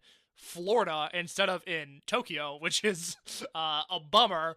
But yeah, the Bucks from here on out, for the next year, because they leave in January of 2014 at the infamous Gabe Sapolsky basketball blow-up, which you can read about in, I think it was my History of Evolve article that I wrote about how Gabe hated basketball and got mad at Chris Hero and the Young Bucks for playing pickup. It's either Chuck Taylor, all Chuck of them. Taylor, yes. It's either I think it's in my History of Evolve article. It might be in my Young Bucks are the best tag team ever piece, but I don't think it is. But we've got the Young Bucks for the next year, and they are a driving factor in the promotion. They are, obviously the most interesting thing going on from here on out. So I love this match. I want to see Nick Jackson wrestle Susumu Yokosuka tomorrow. Their chemistry is top notch. Okay, so you do know that they were headlining the Tokyo Dome, in their words. Just in front of 40,000 people. But Nick Jackson is right. He's going from the Tokyo Dome, brother, to Ybor City, Florida for 80 silent Evolve fans. I'd be pissed too. Let me play basketball, Gabe. Yeah. And then the Bucks cut a promo where the microphone kind of went out some, probably for the best, because there was some casual racism dropped in there. Like, just the Bucks, like, this was like more heelish than they were before. Like, they haven't learned to take it down a notch, and they refer to them as Chinese, which, just like, guys, come on. It was a different time, Mike. We didn't know. we didn't know that was offensive, doing that kind of stuff. But then they talked about being best in the world, basically just rehashing the promo that they did in the video that we've already seen twice now. Yeah, a very long video that I skipped by this time around. But casual racism aside, a good promo for the Young Bucks, just with an asterisk. Yeah. I mean, I'm not gonna, like, if that happens, I'm gonna point it out. So, Then we have a DGUSA video, a no ropes hype video, and then we have the main event. It is before they open the Freedom Gate. It is a no ropes, no DQ, no count out, no ropes break match where Johnny Gargano defeated John Davis by referee's decision in 21 minutes and 8 seconds when Johnny Gargano locked on the Gargano escape using a ladder as aid. Mike, I love this match. I loved it the first time I saw it. I wasn't sure how I was going to feel the second time around. I still love this match. I like this match. I don't love it. I will say, in the context of Dragon Gate USA, this is a super impressive match because it's the first time, and granted, we've only been watching the Dragon Gate USA side of things, not the Evolve side of things, but this is the first time that I feel like Gargano has wrestled, acted, and performed like the top babyface of the company. His performance felt heroic. It looked like he was fighting Godzilla, and it worked. And I got into this, and there are some crazy bumps in this match from both Davis and Gargano, and it works. It's probably a flawed match. I think, you know what I didn't like? And this is just a fault that's not, I can't direct this at Gabe. It's just a problem with the system of independent wrestling. John Davis passed out from the Gargano escape in the ladder. He should have tapped out. He should have jobbed out tomorrow, and we should have never seen him again. This should have been John Davis leaving the territory. And I think, especially in the nature of independent wrestling with contracts, you get put in this position where now John Davis has to come back on the next set of shows and the shows after that. And that just shouldn't have happened. This should have been it for John Davis because he did his job. He got us to this point. And he should have tapped out. Gargano should have stood tall. And we probably should have seen the last of John Davis at Heat 2013. But instead, he continues his run. And that's not anti-John Davis, because I became a huge fan of him through this series. But seeing him lose so defiantly, it doesn't make me want to see him anytime within the immediate future. Yeah, and I want to push back on one thing you said. I do think this is a heroic Johnny Gargano match, but I don't feel like this is like David and Goliath, because the first 4 minutes or first quarter of this match, Gargano was dominating John Davis. It's just something that with this, he should have gone. John Davis should have left the territory. He should have gone, done other things. Maybe 9 months later, you bring him back, right? You bring him back after Johnny goes through everyone else, turns heel, then you have all right, Davis is back, and then you try to run this face heel. You flip with that comment. Yeah, absolutely. I think to counter that, Gargano was in control for part of this match, but I looked at it more as like this guy's fighting for his life, and it's no different than just to use the extreme example, it's no different than Rey Mysterio being on offense for an extended period of time. Doesn't mean he's not physically the underdog. It just means that he's on, a hot streak here. But Davis ends up coming back and, hits a power bomb on a ladder on the apron. That was pretty disgusting. He followed that up with a 3 seconds around the world that Gargano kicked out of. There's also a spot. It's my favorite spot in the match. It is not the Gargano slipping on a chair that TJ Hawk in his review proudly gifted, which is it's like the most TJ Hawk thing I've ever seen. Is he has this match in his review is Gargano slipping on a chair, but Gargano goes to like throw a chair at Davis's head like he's Sabu, and Davis catches the chair and whips the chair back at Gargano, and it comes across like he's Nolan Ryan throwing a fastball. He about wiped Gargano's head off of his body with that chair attack, and that, for all the crazy spots they did, that simple chair shot was far and away the most violent thing they did in this match. I don't know that sick sunset bomb into the apron was God, that was nasty. There's a lot of, that's the thing. They really beat the shit out of each other in this match, and it like the build to this match was ultimately ridiculous because I hated what they did at the Uprising show in Voorhees at the Flyer Skate Zone. We saw the highlight packages of what happened in Evolve, which looked like it was a little bit more heated, but still, it was, the John Davis heel thing was just not well received by any party. But to get here, to have this blow-off match, and to have the blow-off match be as good as it was, I went 4 1/4 on it. It makes the last few months of this feud maybe a little bit more palatable because we got to the end of the tunnel, but there was a point in time where that journey was pretty bleak. Yeah. No, I'm with you on that. I went 3.5 stars. Like, I enjoyed this match. I think, like, the thing with me that has me not reaching that level they did, because I do think there's a pretty big divide between 3.5 and 4 1/4 stars. Yes. To be honest.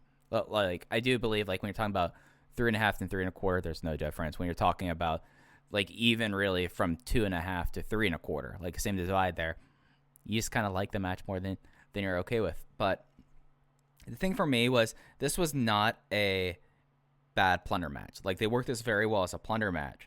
But until there was, like, the post tease and using the turnbuckle to rip at John Gargano's face, you could have done this match without the no ropes, with ropes on the ring. Like, there were some moments that they teased it, but it didn't really, like, bring it into the match. And it kind of, like, left me going, like, okay, that was a good brawl where there were no ropes in the ring. But for the way that they build this match and the way that both Dragon Gate Japan and Dragon Gate USA treat this match, it's not. I don't want to say it's undeserving because it is a good match. 3.5 stars is a very good match. It's just for what it was built up to be, and my afternoon-long argument with Gibbs Polsky in 2013 saying, like, this is supposed to be like a true Dragon Gate feel match. This match does not feel like a true Dragon Gate feel match. I came out of this match still kind of feeling like this didn't feel like a true Dragon Gate match. I thought this was a great brawl. I thought this was a solid plunder match with some really sick stuff, but I still don't think this match stipulation was right. And I don't know how to... That's my own thing, I think. I don't think that there's any reconciling that has to be done by the promotion or by anyone else. That's just my personal weird itch. I think that's why I kind of came away with this match thing. It's like, yeah, I just am fixated on stipulations, and that's on me. That's my own failing. I use the frame of mind that Gabe booked this feud knowing that he was going to end with this match, not that he planned on doing this match and at the end maybe needed to sell tickets and decided to add the no rope stipulation. I choose to believe, and I don't know, but I choose to believe when Gabe laid out Davis versus Gargano, he knew it was ending here, and he knew it was ending with a no ropes match. And John Davis, perhaps not reaching the expectations that Gabe had for the feud or that the fans had for the feud, I think perhaps negates and lessens the stipulation of the match just a little bit. But I'm choosing to believe, because I like the match, that this was something that was a long-term project for Gabe, and he was going to see it through to the end, whether or not it felt warranted or justified. That's fair. That's fair. And that's one of the sad things, is that we never really got like a... we never really got like a postscript of like how we had the Gabe's Book of Secrets for Ring of Honor, where he was thinking about stuff. We don't have that with this. Like, we do have like the kayfabe commentaries thing that he did with Johnny Gargano, but we don't really have anything else about that. Him talking about DGUSA booking, unless it's stuff that he writes in the Newswire, which is very kind of just Gabe talking about Gabe stuff. Not yet, Mike. Not yet, but we're going to get him on the horn, okay? We're going to talk to our close friend Aaron Bentley. He has a personal relationship with Gabe Sapolsky, and we are going to get Gabe on the show. That would be interesting. And don't rule it out. I'm not saying it's going to happen, but, crazier things have happened. Crazier things have happened. And, this was a crazy match. And with you saying the context of booking backwards versus saying, like, okay, I need to sell tickets, I'm going to do this here, this is a big stipulation, totally justified, and I could totally see the logic there. I don't think you're wrong about that. I don't think you can do this match at WrestleCon with the trajectory of John Davis staying what it was beforehand, which sucks, because this match and the Meadowlands, I think it would have gotten annoying. If they did this match on Mercury Rising 2013, it probably goes down as one of the best matches in Dragon Gate USA history, because it has that atmosphere and it has that crowd. But, we just talked about how John Davis struggled to get over as a heel. You can't put that match on a show like that. You have to go back to the basics of Dragon Gate guy versus American guy, and hopefully people come to the building. And that's what they did for that show, and it worked out. No, that's fair. That's fair. And they made the post-match. It was Brian Kendrick coming out here. He was this was a promo that, like, the production, you can make out a lot of what Kendrick was saying. Somehow Kendrick was eating the microphone, and you could barely make out half it. He put over, okay, this is what I transcribed, and if I'm wrong about this and you have different notes, please just jump in and interject here. He put over Gargano. He brought up winning championships and being undersized. But then he says that Gargano has one flaw, and that flaw is pride, and I'm smart, and I'm going to get you to do this in your downfall. And that's why I'm going to challenge you to a match here, because you're going to accept this match. And then Johnny Gargano says, yeah, I will beat you. I'm the champion here. I want to prove myself. I'm going to do this. And then Johnny accepts. And then Brian Kendrick goes, ha, made you do this. I'll see you tomorrow, and you're going to lose. And you're going to lose your belt. And then Johnny, the microphone was completely terrible of this. And then Johnny did the go home. He did not even have them chant Dragon Gate USA, because he says, I heard it in the back, and I knew how much y'all loved this show. And that was it as we went to black. Weird promo. Weird, like, Brian Kendrick's promos in DGUSA, even dating back to, like, his last time in the promotion, just never worked. And this one, I get the logic here, but just came off as just, like, I'm so calculating, you're going to play into my things. It just makes Gargano look like an idiot in a way. I can see that. I thought this was the best Kendrick promo we've seen on this project. I liked this go home segment quite low a bar bit. though. Yeah, well, to be yeah, fair. God, compared to the Moxley debut in Philly, yeah, low bar. So you just summarized the last segment, and I am left so confused with this Newswire note that I have that came out on January 26th, the day of the show, where Gabe says, and I will read this verbatim, we are very excited about the new concept we will introduce to our iPay-per-views tonight. All we'll tell you is we will, quote, look them in the eye and speak from the heart. Make sure to keep watching the iPay-per-view after the card ends. Mike, what the fuck does that mean? Was there something that did not make the production cut? Let me let me double check, because I thought when I read that he was talking about he was talking about after the match and pay attention to the promo, but that couldn't have been it, because there was nothing there. It was so confusing. If you look at the PW Pondering's iPay-per-view review, there's nothing there, at least in terms of an announcement of any sort of, like almost like an NXT fade to black and then come back sort of deal. I really have no idea what Gabe was talking about here, and I don't see a 411 review to confirm. So, maybe they announced Shingo, but that's not how I'd announce Shingo, with look him in the eye and speak from the heart. I don't know what that is. I'm baffled by this. Yeah, I'm doing a quick search to see if other things. All right, here we go. Let's see who this is from. I'm doing some stuff on air. Larry Zonka. Here we go. Oh, these are just the pay-per-view scores. Do we have Revolt? Yes, we do. All right, Larry Zonka review. Let's see if Larry has this. Here. No, this isn't that. This is, okay, this is, he had like a whole thing here to get to it. Let me see what he had at this point. I apologize, this is really bad air. But yeah, I have no idea, because like that promo really wasn't that. No, because it's not like, maybe he was saying Kendrick was like opening his third eye. I assumed, because I read this before I watched the show, that at the end of the show, Gargano was going to talk straight to the camera, or Kendrick was going to talk straight to the camera. I am so confused by what this means, but there is seemingly no answer to it. Yeah. And now I'm just looking, okay, ProWrestling.net, that's a legitimate source.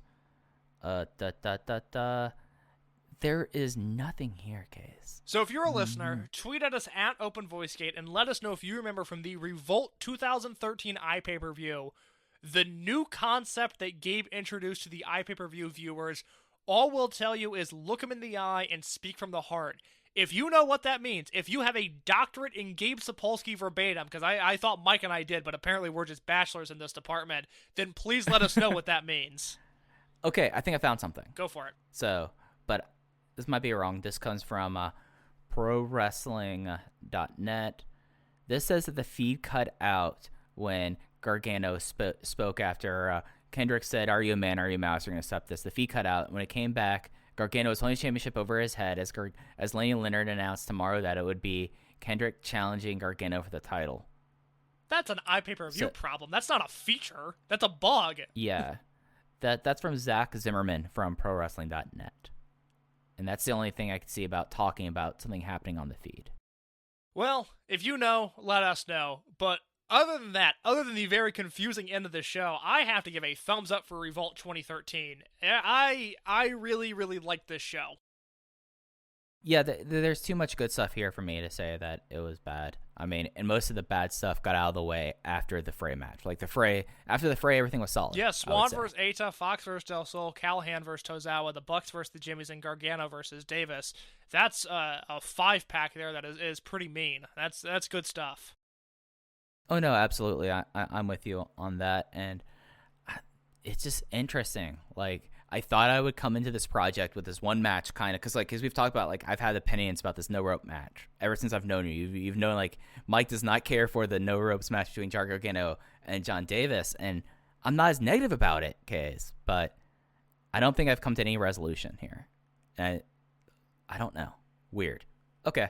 I can live with that. I can live with that. This is a fun show for me to look back on and revisit. Next week, we'll be talking about a show that I have not seen, and I have a feeling most people have not seen it. This felt like a real low point in the Dragon Gate USA canon. This is Heat 2013 from the same venue, the afternoon after Revolt 2013. The card that we'll be talking about next week: Eric Cannon versus Rich Swann, John Davis versus Drake Younger, Chuck Taylor versus Eita, open the Freedom Gate title match between Johnny Gargano and Brian Kendrick, Ryo Saito versus Samurai Del Sol, Jimmy Susumu versus Sami Callihan, and your dream tag team partner main event, Akira Tozawa and AR Fox versus the Young Bucks. Interesting card. I'm gonna look forward to this. There's a lot of matchups here that I'm intrigued by, and then that main event, I don't think there's a way to go wrong with that. So yeah, I gotta say, better than I was expecting. You know what? I will make the prediction now. This card will entirely rely on how good Gargano versus Kendrick is. Yeah, no, absolutely. I'm looking forward to getting to this next week, as after this show now, Case, we have now crossed a threshold. We now have we have 11 shows left in this project, and this next show will be the final show that DGUSA has on the West Coast, the final show that they will have outside of the New York, New Jersey metropolitan area until their final weekend. It feels good, Mike. It feels good. Yeah, we're getting to a point now where I'm ready to like start getting to like the conclusions of the promotion and when it gets truly weird. But that's going to do it this week, unless you have anything else you wanted to add before we get out of here. That's it. All right. You can follow us on Twitter at OpenVoiceGate. You can follow Case at _InYourCase. And you can follow me at Fujihaya. So for Case, I'm Mike, and that'll do it for this time. Open the Voice Gate. We'll catch you next time. Take care.